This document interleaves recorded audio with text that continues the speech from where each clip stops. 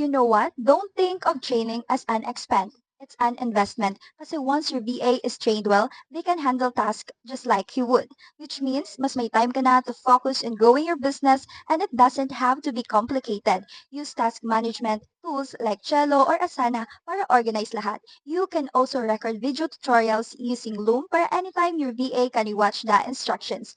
Also, make SOPs or standard operating procedures. Yun yung step-by-step guide for repeat task para consistent lagi ang output.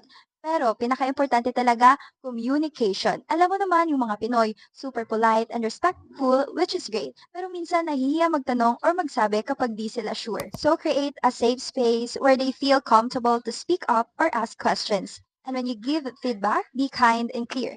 You're not criticizing, you're helping them improve.